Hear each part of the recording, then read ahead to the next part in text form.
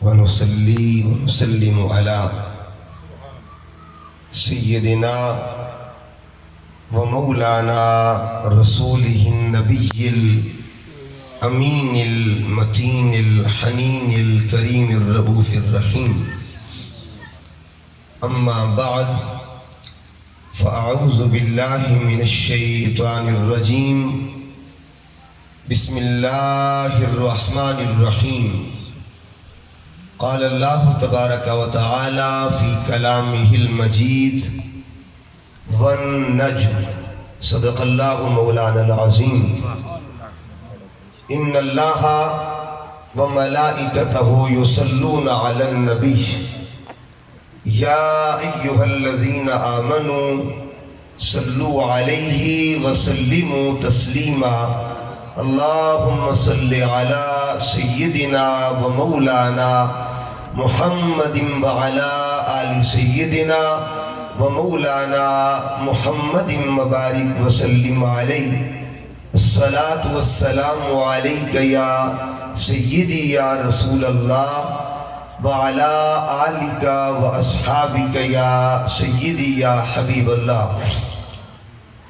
نہایت واجب الاحترام معزز و محتشم سادات کرام صاحبزادہ سید اویس شاہ صاحب، جملہ سادات کرام، علماء ذی احتشام، علامہ احمد علی صاحب، علامہ یونس جماعتی صاحب، جملہ نعت خوانان شیریں لسان، عشاقان مصطفیٰ، غلامان مصطفیٰ، سامعین و حاضرین، اللہ رب العزت کا کروڑہا مرتبہ احسان عظیم ہے جس کی توفیق خاص کے ساتھ ماہ ربیع الاول کی مقدس ساعتوں میں زندگی میں ایک بار پھر کریم آقا صلی اللہ علیہ وآلہ وسلم کی آمد کا ذکر کرنے کی توفیق نصیب ہو رہی ہے. دعا کیجیے اللہ پاک اس توفیق میں برکات نصیب فرمائے اور اس توفیق پر استقامت نصیب فرمائے. محترم ہارون شاہ صاحب کی اس کاوش کو، اس نوکری کو آقا علیہ السلام کی بارگاہ میں جو پیش کی گئی، اللہ قبول فرمائے. ماہ میلاد کا مہینہ ہے. اہل محبت، اہل ذوق آقا کریم صلی اللہ علیہ وآلہ وسلم کی بارگاہ میں گلدستہ ہائے محبت پیش کرتے ہیں تو لوگ ایک سوال اٹھاتے ہیں کہ بتاؤ تمہیں حضور کے آنے سے کیا ملا ہے، یعنی آمد مصطفیٰ سے تمہیں کیا ملا ہے. اگر اس پر بندہ صدیاں گزار دے تو علامہ اقبال نے فرمایا تھا کہ تیرے آنے سے اصنام حرم ٹوٹ گئے، تیرا وہ روب کے شہزوروں کے دم ٹوٹ گئے، اور تیرے اوصاف کا ایک باب بھی پورا نہ ہوا، زندگیاں ختم ہوئی اور قلم ٹوٹ گئے. صدیاں گزر جائیں، زندگی گزر جائے، اس تفصیل کا ایک باب بھی بندہ مکمل نہیں کر سکتا. تو پھر ہم اگر کسی کو بتانا چاہیں تو کوئی تو خلاصہ ہونا چاہیے نا، جس کی صورت میں ہم دنیا کو بتائیں کہ ہمیں کیا ملا ہے. اگر کوئی آپ سے پوچھے بتاؤ حضور کے آنے سے تمہیں کیا ملا ہے، تو جواب سادہ ہے، آقا کے آنے سے ہمیں خدا ملا ہے. یہ ہر سوال کا جواب ہے اور ہر سوال کا کمال ہے. اگر قرآن مجید پڑھیے گا تو قرآن اس کا اظہار فرماتا ہے، قل هو اللہ احد. اب اس دو لفظوں میں اگر قل اور ہو کو دیکھیں تو ایک لفظ میں میلاد والے کا ذکر ہے اور ایک لفظ میں توحید والے کا ذکر ہے. اگر قرآن کی آیتیں پڑھیں، اللہ نے ایک مقام پہ میلاد کی نفی کی ہے اور ایک مقام پہ میلاد کا اثبات کیا ہے. ہم نفی والے بھی ہیں اور اس بات والے بھی ہیں. لیکن کلمہ طیبہ کی اگر ترتیب دیکھیں، لا الہ میں نفی ہے، الا اللہ میں اس بات ہے. حضور سلطان العارفین فرماتے ہیں نا کہ نفی اس بات دا پانی ملے یا نفی اس بات دا پانی میں لیا. ہم نفی والے بھی ہیں اور اس بات والے بھی ہیں، لیکن سوال یہ ہے کس میلاد کی نفی ہوئی ہے اور کس میلاد کا اس بات ہوا ہے؟ اگر سورہ اخلاص پڑھ کے دیکھیں تو وہاں میلاد کی نفی ہوئی ہے، لم یلد ولم یولد، یہ نفی میلاد ہے. اور اگر سورہ بلد پڑھ کے دیکھیں اللہ فرماتا ہے ووالد وما ولد، یہ اس بات میلاد ہے. جس کا میلاد کی نفی ہے اسے ذات خدا کہتے ہیں، اور جس کا میلاد کا اس بات ہے اسے ذات محمد مصطفیٰ کہا جاتا ہے. یہ قرآن ہے، یہ قرآن ہے. جو ذات میلاد سے پاک ہے اسے خدا کہتے ہیں، اور جو میلاد والی ذات ہے اسے ذات مصطفیٰ کہتے ہیں. سبحان اللہ. اس لیے اور پھر دیکھیے میں اپنے مضمون کی طرف ایک لفظ پہ آج میں نے بات کرنی ہے. اس سے قبل ایک بات سنیے، قرآنی مزاج کو دیکھیں، قرآن کے مزاج کو دیکھیے. دو چیزیں ہیں جن کا اللہ ذکر کرتا ہے، مگر ذکر دو صورتوں میں کرتا ہے. ایک کو ذکر کہتے ہیں اور دوسرے کو چرچا کہا جاتا ہے. اب قرآن مجید پڑھ کے دیکھیے اللہ کی صفات کا اگر ہم ذکر پڑھیں تو کچھ صفات ایسی ہیں جن کا اللہ ذکر کرتا ہے، چرچا ذکر کرتا ہے، چرچا نہیں کرتا. کچھ صفات ایسی ہیں جن کا اللہ چرچا کرتا ہے. آپ پوچھیں کہ بھئی اس کی دلیل کیا ہے؟ قرآن پڑھیے گا. اللہ پاک نے اپنی صفات کا ذکر کیا. ان صفات میں، صفات مقدسہ میں ایک صفت مقدسہ کیا ہے کہ اللہ پاک نے خود کو قہار فرمایا ہے. کیا فرمایا جی؟ قہار ہونا بھی اس کی شان ہے. مگر قرآنی روشنی میں دیکھیں اللہ نے اس صفت کا اظہار قرآن میں کتنی جگہ پہ کیا ہے، اس کا ذکر کتنے مقام پہ کیا ہے. دوسری طرف اس کی ایک صفت ہے جسے غفار کہا جاتا ہے. جسے کیا کہتے ہیں جی؟ غفار. قرآن فیصلہ کرے گا کہ کس صفت کا اس نے ذکر کیا ہے اور کس کا اس نے چرچا کیا ہے. اگر آپ قرآن پڑھیے گا تو قرآن مجید کی روشنی میں پورے قرآن میں اللہ نے 3 مقام پہ خود کو قہار فرمایا ہے، 3 جگہ پہ قہار کہا ہے. اب سوال اگلا یہ ہے قہار تو 3 مقام پہ ہے، غفار کتنے مقام پہ آیا ہے؟ خین فا اور را کے مادے سے اس کی شان کتنے مقام پہ بیان ہوئی ہے؟ 937 مقام پہ. جس نے خود کو غفار کہا ہے اسے ذات خدا کہتے ہیں. اب پتہ چلا کہ کس کا وہ ذکر کرتا ہے، کس کے چرچا کرتا ہے. جب یہ بات ہوئی آگے بڑھتے ہیں. قرآن مجید میں اللہ نے مختلف انبیاء کرام کی آمد کا ذکر کیا ہے، پیدائش کا ذکر کیا ہے. میں گنتی کروں گا، آپ نے گنتی یاد رکھنی ہے. قرآن پاک کو پڑھیے گا.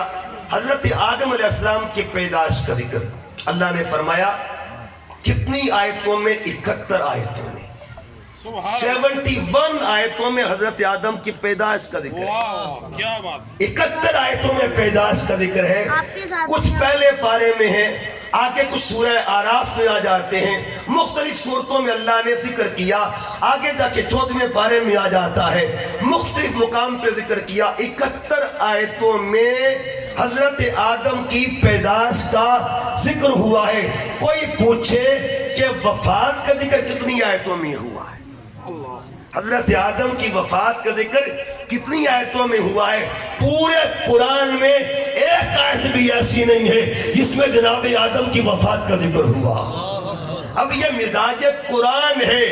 اللہ ذکر کس کا کرنا چاہتا ہے اور چرچا کس کا کرنا چاہتا ہے. دوسری مثال لیجئے، حضرت موسیٰ علیہ السلام. سورہ قصص پڑھیے گا، ان کی پیدائش کا ذکر موجود ہے، اور اس پہ اللہ پاک نے 9 آیتوں میں ان کی پیدائش کا ذکر کیا. کتنی آیتوں میں جی؟ 9 آیتوں میں پیدائش کا ذکر کیا.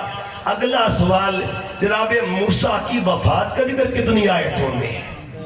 یہ مزاج قرآنی ہے. وفات کا ذکر کتنی آیتوں میں ہے؟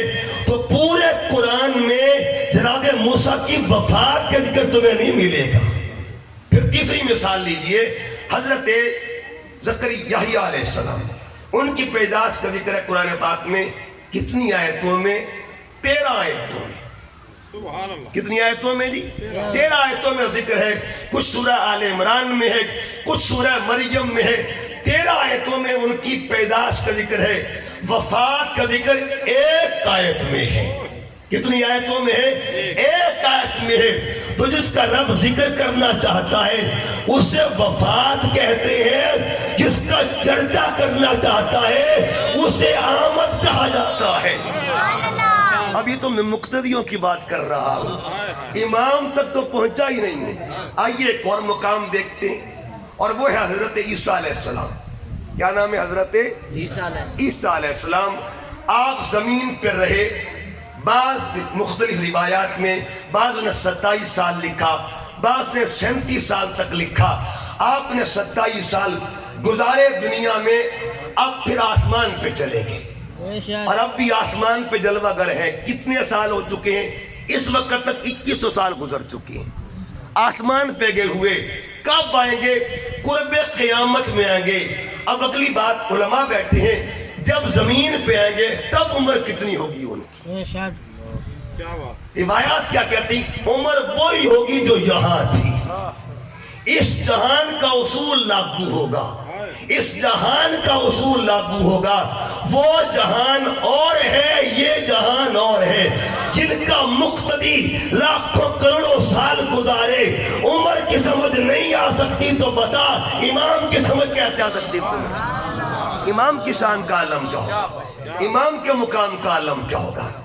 ان کا ذکر اللہ نے قرآن میں کیا. ایک ایک چیز کی ڈیٹیل دی, ایک ایک چیز کی, کہ کیسے بی بی مریم کو درد ہوا, کیسے مراحل سے گزری وہ, کیسے بچہ پیدا ہوا, اور کیسے اس بچے نے کلام کیا. ایک ایک کا ذکر کیا. قرآن کی 21 آیتوں میں ان کے آنے کا ذکر ہے, 21 آیتوں میں ان کے آنے کا ذکر ہے. جانے کا ذکر کتنی آیتوں میں ہے؟ مزاج قرآنی کیا کہتی ہے؟ کل قرآن میں ایک مقام پہ ان کی وفات کا ذکر ہوا ہے. اللہ چاہتا کیا ہے؟ میرے پیاروں کا ذکر ہو. جب بات ان کی وفات کی ہو تو کر کے گزر جایا کرو, کر کے گزر جایا کرو.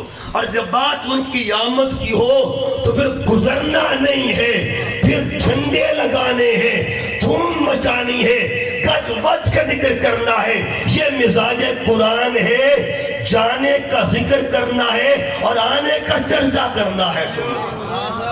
اب اگلی بات سنیے, ساری باتیں ہو گئی.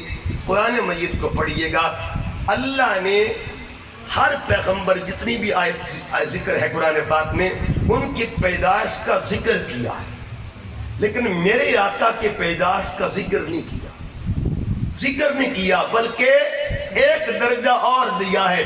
جن کی پیدائش کا اللہ ذکر کرے انہیں انبیاء کہتے ہیں, اور جن کی پیدائش کی قسمیں اٹھائے انہیں امام الانبیاء کہا جاتا ہے.